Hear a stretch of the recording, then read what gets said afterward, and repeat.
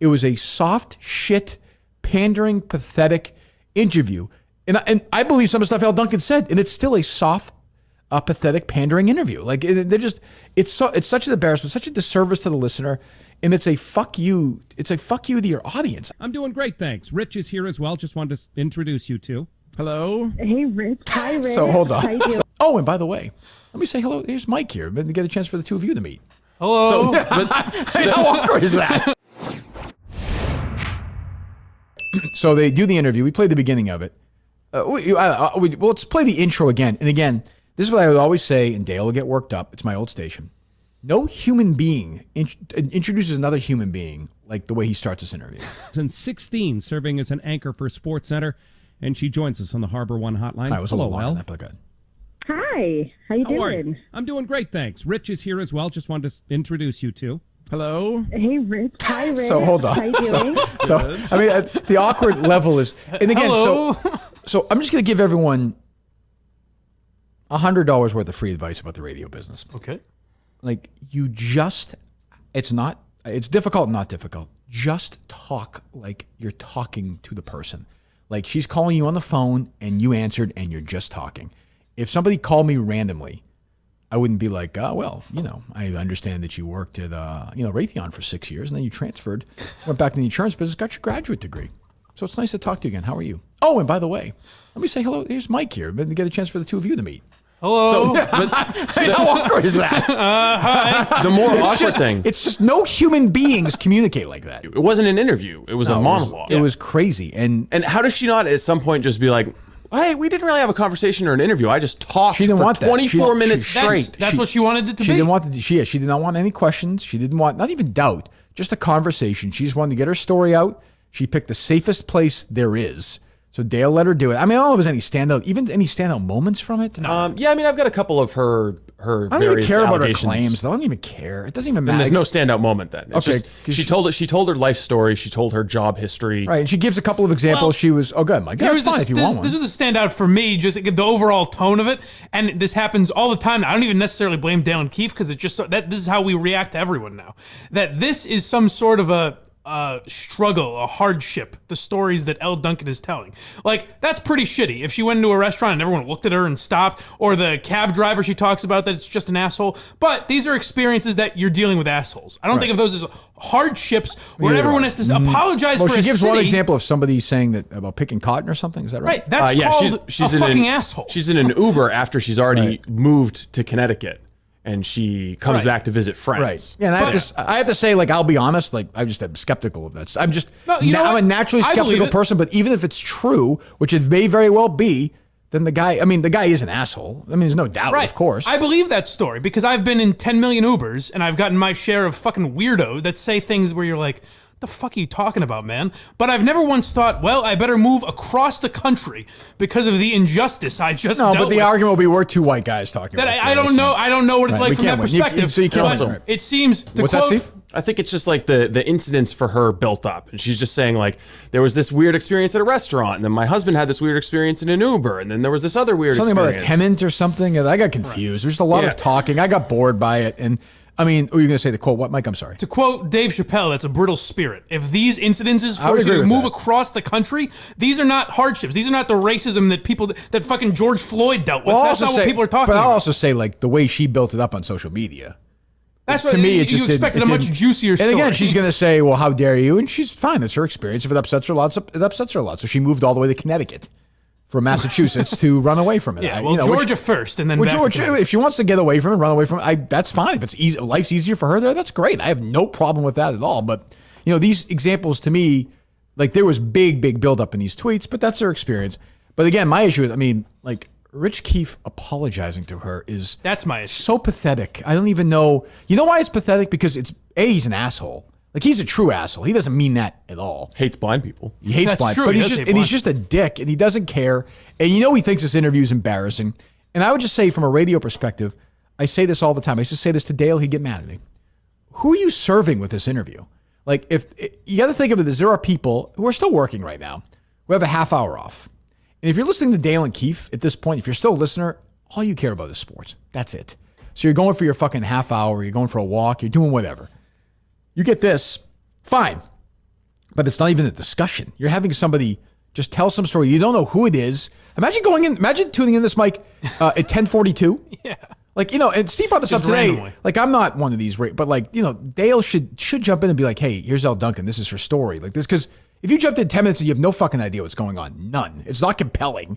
And like, Just a woman saying, hey, I was in a cab once. The guy was a dick. I was in a restaurant. and the there's people no were dicks. interruption. There's no questions. There's no context. There's no nothing. It's a horrendous fucking interview. It's awful. And then Rich Keefe, who, I don't think was the guy in the Uber. I don't think was a guy in the restaurant. I don't think was where, whatever, is listen to this idiot. PN for sure, but I'm sorry that was your experience here. I really am. I hear the story, and it's terrible that, for you and your husband to be here. It should have been a great opportunity, to be in Boston and to be on Nesson. He's so stupid. It sounds awful. So I personally am sorry. Opportunity. Like, she had her opportunity and she got a job from ESPN because of it. Like, sometimes things suck. Sometimes you have shitty days and shitty interactions with people. You don't need to apologize to a What is he apologizing to her for? Because he's white? Well, to make himself feel Yes. Yeah, but like what? Because he lives in Boston. He had nothing to do with it. I mean, nothing. I mean, it's a terrible experience listening to him. You should apologize to every listener On every behalf segment. of Boston, I'm very sorry. Do you have the next segment they're on? That was worse. Do you have that, Steve, or no? No. Oh, I actually pulled that. Where Rich, they're just babbling with each other. And Rich is like, the thing is, like, I would rather get the sound, but Rich is like, if I had a friend of mine, they accuse me of that, I would have some doubts. But if it's not a friend, I wouldn't doubt it at all. He's just babbling. They're babbling about nothing. I don't understand how anyone couldn't believe it. It's like, no, I believe it. I don't know why that's considered a hardship and why we have to apologize to her. It sucks. I mean, there's no. I guess, but it sucks. happens to people. It sucks, but there's no reason Rich Keefe should apologize. There's not. There's just not. And it doesn't, and they're sitting there, and Dale's like, he wouldn't even want to look at the social media, which is us, our listeners. Which, by the way, I guarantee you, a Minifan did not tweet anything racist to Elle Duncan. Fucking guarantee. No, they're talking about. They're even just talking about the tweets that we know exist. They're talking. They're saying go on Kirk's show, or you should answer these questions, or whatever. Yeah, they're saying Dale they think sucks. that's harassment. Yeah, they're saying Dale sucks. Yeah, that's what he's talking about. He's saying that Dale sucks, and he doesn't like it. It was a soft shit, pandering, pathetic interview, and I believe some of the stuff Elle Duncan said, and it's still a soft, pathetic, pandering interview. Like it's such an embarrassment, such a disservice to the listener, and it's a fuck you. It's a fuck you to your audience. I don't even know how that's allowed. I mean, I know how it's allowed, but they work at a station now where if somebody says anything even semi-controversial, I know the program director texts them right away and says, stop talking about this, and they all do because they want to keep their jobs.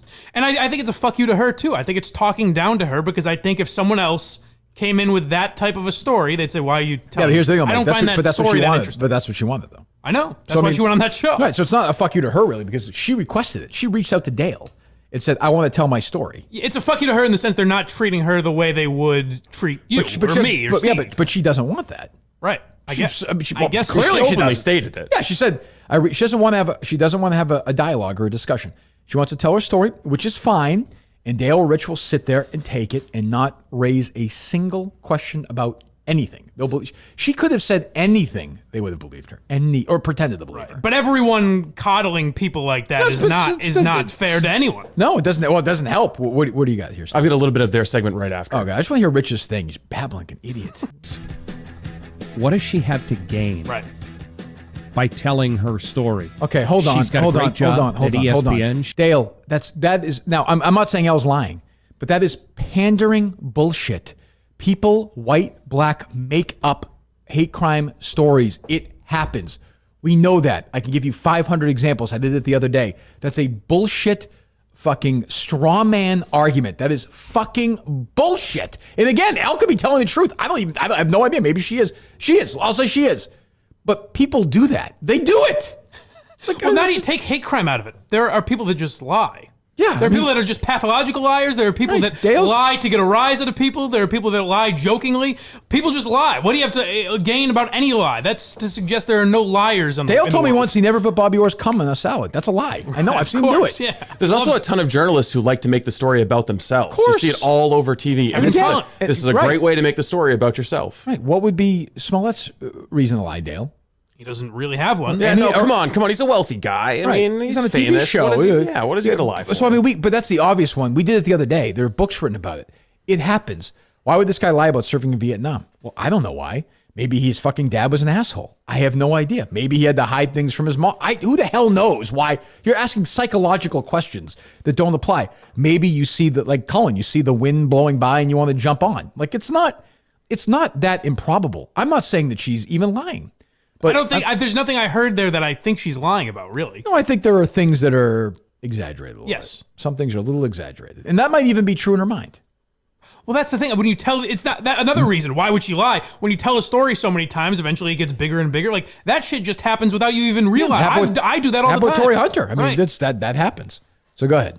She's a well-respected Sports Center anchor. She lives in Connecticut. Her husband's an engineer. Hold on.